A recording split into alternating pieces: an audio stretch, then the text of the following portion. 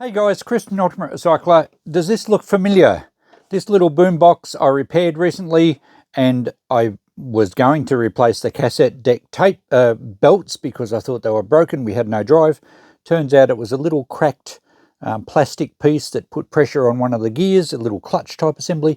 We fixed that up. Cassette works beautifully, so this isn't a comeback on my repair. But when I first tested it, the CD player seemed to work fine. I only put one CD in and played it a little bit and turned it off. The second time I put it in, it didn't read the tracks, and I thought, oh well, I'll clean the laser.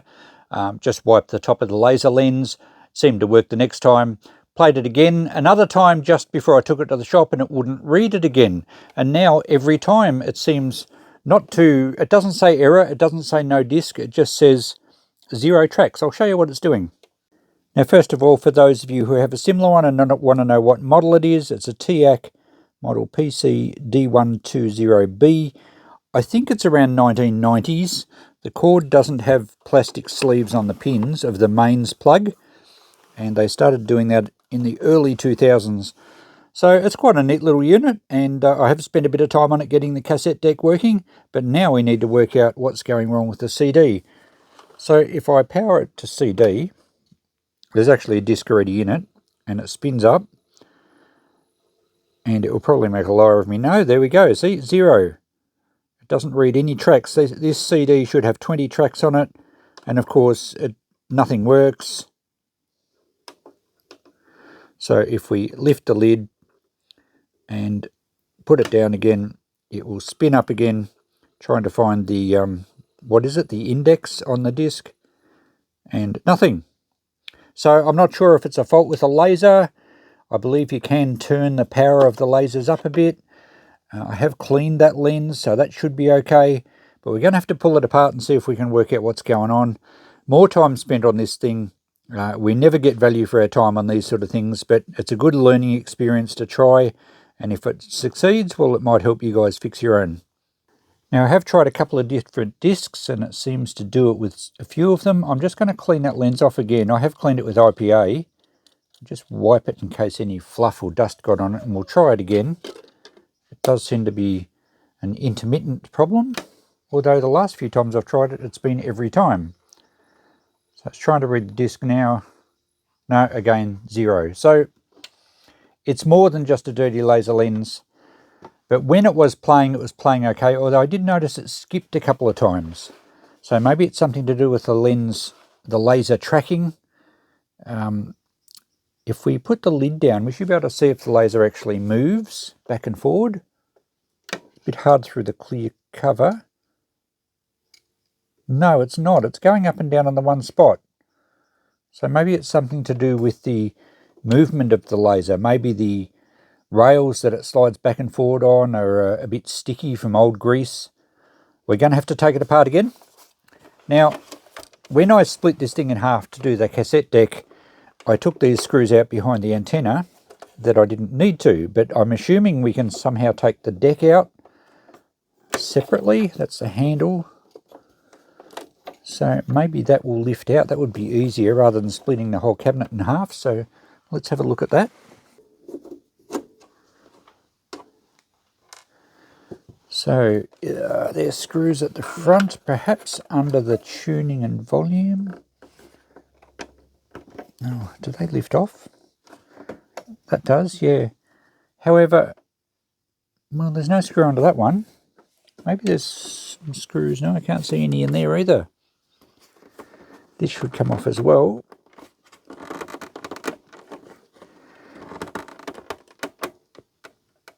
Oh, that's tight. Might need a little encouragement without marking the plastic too much. Or at all, if we can help it.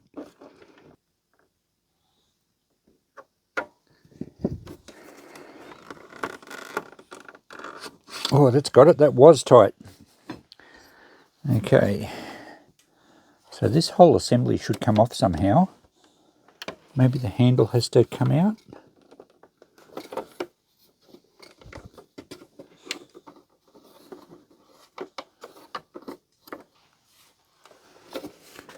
Or maybe the only screws that hold it are the ones from the back.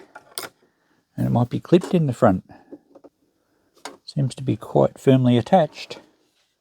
Okay, I feel that there's no way to get this off without splitting the thing in half again. There may well be some screws underneath, back in behind the speakers, but I can't work out how to get it off otherwise, and I don't want to break anything. So let's split the case again. And remember, we have one screw in the battery compartment.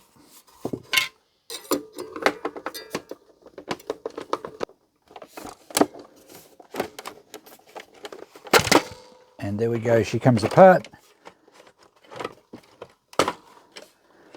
And it looks like there's a screw down onto the... Oh no, the board screws into that. Aha. We do have a screw this end, and we probably have one that end as well. Okay, I think this whole thing might slide out of the back case. It does. Let's back the camera off a bit so you can see what I'm doing. We're going to have an antenna wire. We're going to have wires from the battery compartment. And we've got a transformer in there. So we're going to have power supply wires. We can unplug one of those that I can see. Alright, there we go. Now I think we might unplug the front panel, which we had to do when we worked on the cassette deck. A couple of ribbon cables.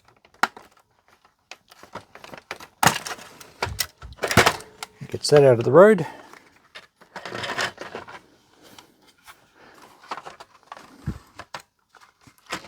We have the wires from the transformer and the battery compartment are soldered onto the board. We can't unplug those. The wire from the antenna is soldered onto the board. But I don't think we're that interested in the board. I think it's more the laser movement. So how do we get to that? Not designed for easy service by the looks of it. I think we have to separate the board from the whole top assembly. So there's quite a lot of screws to do that.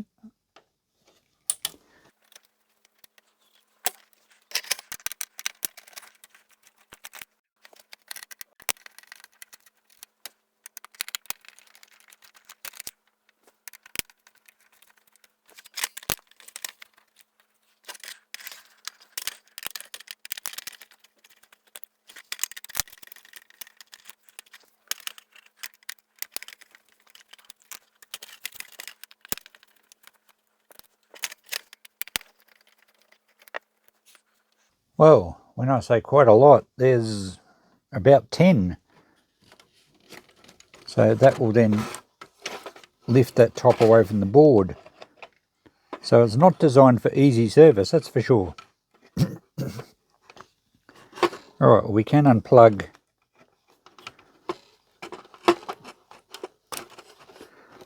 the wiring loom, and there's a ribbon cable here.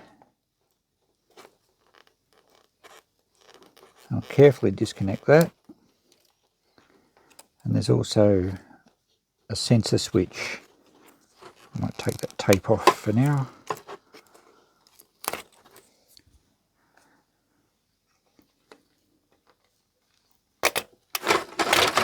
Okay, that separates our CD mechanism and leaves us with the board with the radio and amplifier set up. Lots of capacitors on there. They all look okay at a quick glance. None of them are bulged. Hopefully they're alright. I mean, the thing was working. I do think it's probably a laser tracking issue. So we can move that part out of the road. Hopefully this section's all we need to concentrate on and work out what's going on. So there's a couple of little metal slide rails, or is there just one?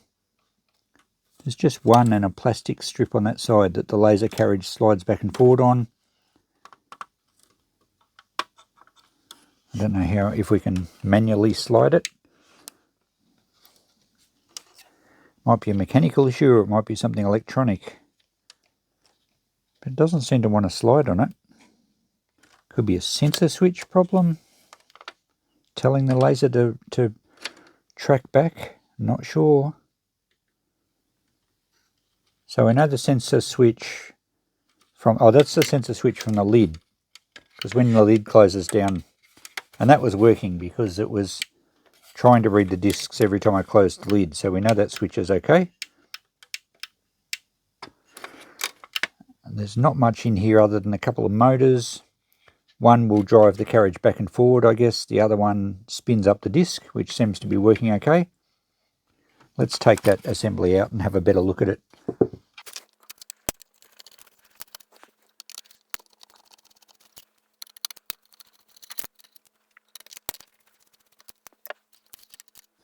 Okay, there's our little CD mechanism. So it has a rack and pinion type setup here. Little gear drive here. Oh yeah, that moves it. Oh, it seems to slide okay. But it wasn't doing that when we closed the lid. Ah, is it slipping? I wonder if we could have another cracked piece of plastic. Seems to be an issue with older nylon gears and things.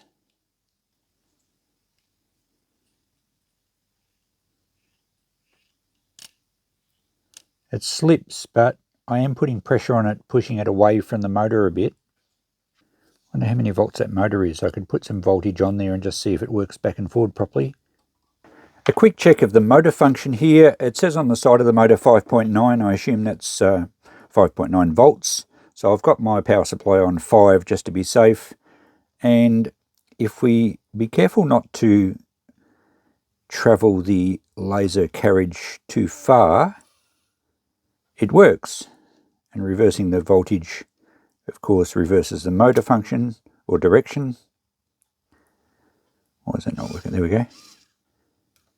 I don't want to take it full travel because I'm not going through any sensor switches here, and it will probably damage gears if it gets to full travel and wants to keep driving.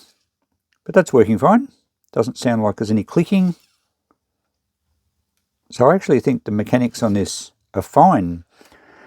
I'm wondering if our problem is just purely the laser is having trouble reading the CD. The lasers do apparently lose power over time, and you can turn them up, but you have to be careful not to do it too much because you'll burn them out. There's a little control in here. Can we see that? Yeah, a little variable or a trimmer pot. I don't know which way to turn it. It's not marked. Hopefully we can get to it when the thing's mostly assembled so that we can sort of just check it, because I don't want to have to pull it all apart just to make an adjustment and then put it all back together and find out that it's worse than it was. So I can't see anything mechanically wrong with it. The laser looks clean, or at least the lens, and I don't know if I can get into the actual laser part itself, but there's not much dust in this one, so I think that shouldn't be the problem. So I think I'll try reassembling it, see if I can get access to that trimmer pot to turn the laser power up just a whisker, and hopefully that's enough for it to read the discs and play fine.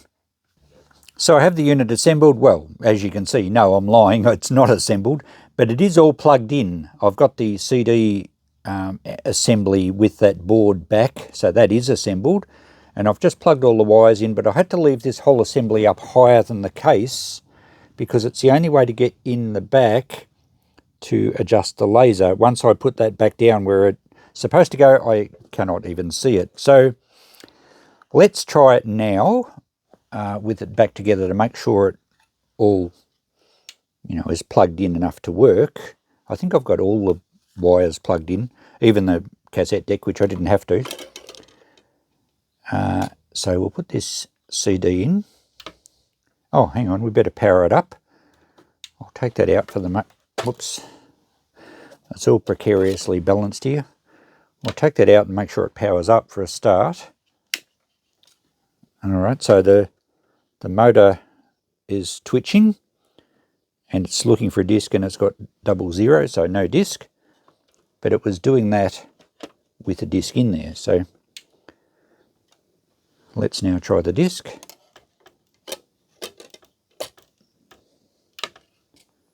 Okay, it's spinning up. Let's see if it can read the tracks. It probably won't because it wasn't before and I haven't really... Oh, okay, it did. It's found 20 tracks. I can only assume that maybe I might have freed things up a little bit, or maybe the laser did have some, like a hair underneath the lens and it might have dislodged it. Let's see if it plays.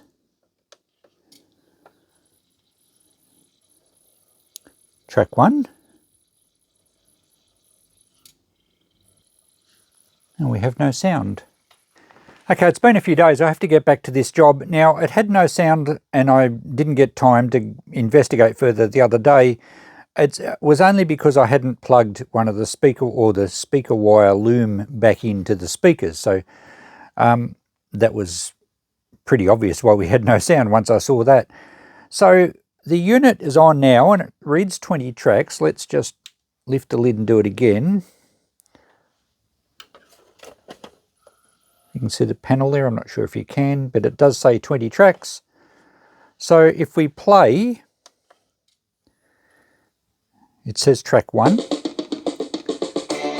And it's working, but it keeps skipping. Sometimes it stalls on a certain part. Sometimes it doesn't actually work. And if you tap it, it goes off very easily. Better not keep playing that. So there's something, I don't think mechanically wrong. I think everything's mechanically doing what it's supposed to do. The laser is just really having trouble reading the disc, and this disc has worked fine on every other CD player I've had. So I'm suspecting that because, well, I think because we've cleaned the laser it's okay, but maybe it is just down on power. So I'm going to try and tweak that little trimmer pot. I've left this mechanism up on top of the case so that I can actually get to it. Let's just take the disc out for the moment. And I'm going to put a little texture dot on the trimmer. I should be able to see it from the back. I'll reposition the camera so that you guys can see it. Okay, I've propped it on an angle and it's zoomed right in, so you should be able to see that right in the center of the screen there, that little trimmer pot. I've put a black texture dot at the bottom to line it up so I know exactly where it is before I touch anything. And I'm going to maybe try and move it just a fraction, perhaps clockwise first.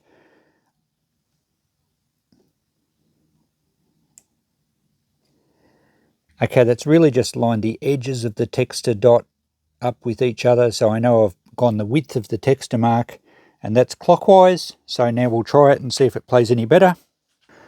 Okay, we'll give it a spin.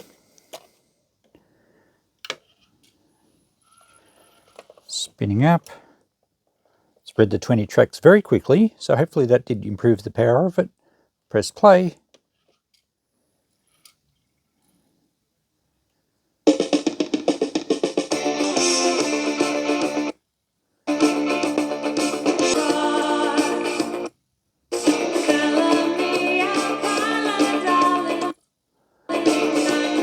Okay, it's still very sensitive to being knocked, but it hasn't skipped on its own. Okay, I think that's very slightly better. It didn't skip on its own at all, but it did still stopped and skipped every time I bumped it. So I think I'm turning it the right way, but maybe to confirm that I'm going to turn it back the other way and just we'll give it a test and see what happens there. All right, let's power it up this time. We'll get it to recheck the tracks. And it's... oh, that was even faster. Okay, so maybe this way is even better, which means the other way. Perhaps just knocking it might have done something. Let's see if this plays without skipping.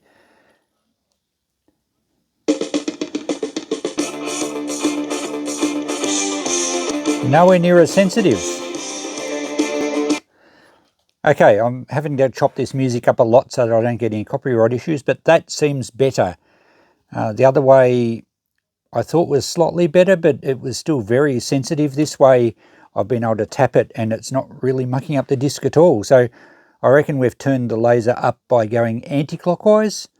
I might just tweak it a fraction further, but I don't want to turn it too much because you can burn these laser diodes out apparently. So one more check now. Straight to 20 tracks. Play. Let's go to track 2. Oh, that was backwards. Let's go forwards. That was quick.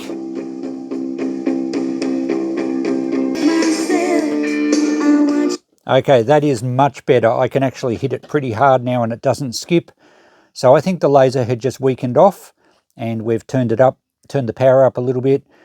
I've just gone a text, a mark and a bit past where it was set. I'll give you a quick look at that.